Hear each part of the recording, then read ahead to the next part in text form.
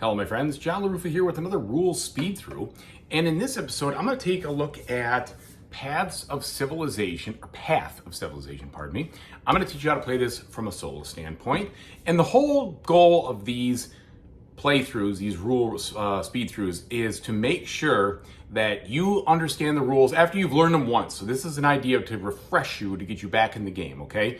So it's going to go fast, but that's to try to help people who know the game just to pull it back off the shelf and give it a go. All right, let's get to it. Okay, folks, and as usual, please like and subscribe to my YouTube channel if you haven't done so already. And if you have, I really do appreciate that support. Thank you very much. All right, so to get this going, you're gonna basically put out everything you see here. This is set up for a solo mode, and I'm actually right now at the beginning of turn 7, but I figured this was a good place to show you how to do the whole thing. So first, you're going to take the solo board and you're gonna configure it based on the difficulty you want. You draw any one of these, you start the game off by putting these symbols in that area. And then you look at the bottom difficulty level and you choose, like in this case, I'm playing a difficulty level 3, 2 gold cards, 1 silver, and 1 bronze. And that will set the tone for the difficulty and it will determine the final score you have to beat, which you add up all 4 of these. All right. Then, after you set everything out, you begin the game by going through each of the phases A, B, C, D, E, and F.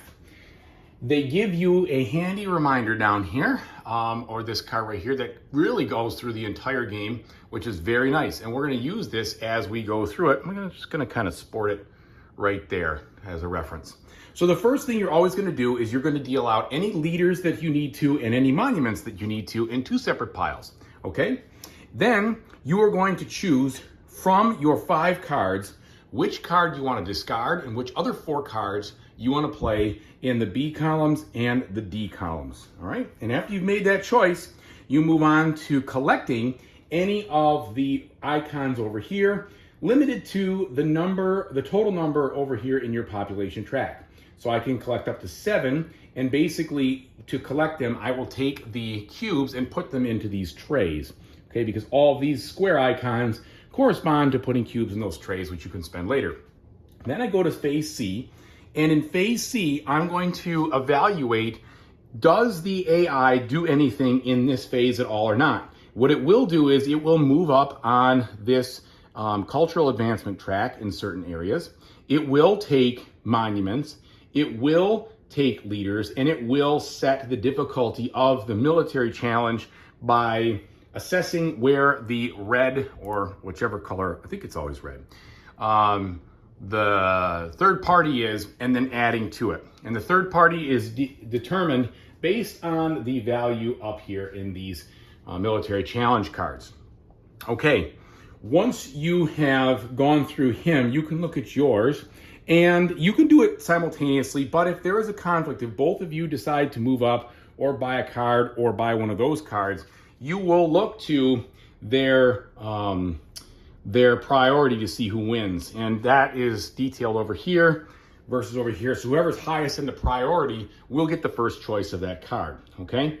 Or the cultural, I'm sorry, in the cultural assessment, if you both go up, you'll flip both of these over and you get to choose what the bonus is gonna be. All right, when you go up in the culture, you have to spend a certain amount of culture points to get from one spot to another. And when you do that, you will get a reward times the number shown there.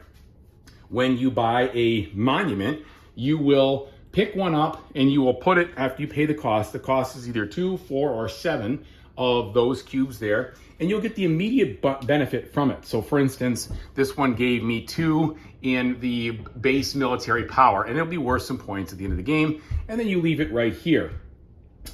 Then in the case of the leaders, you will take a leader card, and if you already have a leader, you will put the leader under the under your tray over here, which you can't quite see off the camera, but the leaders will have sometimes they'll have a death benefit. So this one, as it's alive, it provides this benefit. As it's dead, it provides this benefit. So you do get that death benefit if it's there, all right?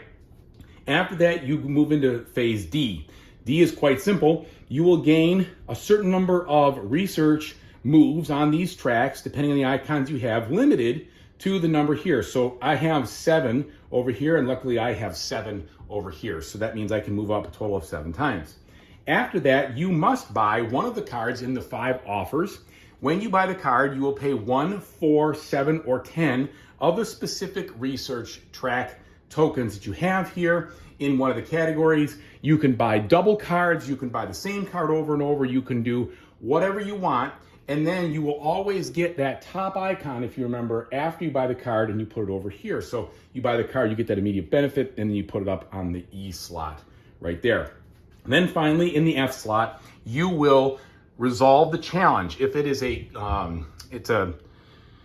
don't know if that's a cultural challenge, but if it's one of these yellow challenges, it will give you some condition. Sometimes it has an action. So this one has an action where it says you do this or this, and then you will take the total number of this type of card plus your total amount of these scribes or philosophers or whatever it is, and that becomes your victory points. Then you take that amount, divide it by 2, and you get that many of these. And they're all variations of those, and you can see them and read them in the glossary, and that is a very helpful tool. If it is a military card, you will look to see where you are on the base level track, and then you will spend any cubes you have in this area right here to give you 2 temporary military power increase. And then you will resolve first, second, or third and get the benefits according to the card. If there is a tie, both of you will get the tie, but in the case of the solo, nobody else gets anything, it's just you, but you would both tie for the upper benefit. Okay, after that, you are done with the round. You move the token to the next round and continue on. You're gonna play 9 rounds, and in the 9th round, you're gonna have an A and a B challenge. It'll be both a cultural, or whatever you wanna call them, challenge and a military challenge. And then you will score according to the categories that you have, based on the points that you've gotten and the other things you have over here. There's victory points to be had up here. There's victory points to be had in the population track. You might get some from your leaders. You might get some from your monuments. You might get some from these cards over here. You most likely will. And then there's also some leftover resource scoring. And you compare your final score to the score that the AI has and see who is the winner. All right, that should cover all the rules and get you back into the game. If you have any questions, please feel free to send me comments. I can help with that, or just consult the rule book, but hopefully this gets you up and playing this game as fast as possible. Thanks so much for watching. I really appreciate it. Take it easy, and as I always say, whatever you do in the future, I really hope you have a fantastic time doing it. Take it easy.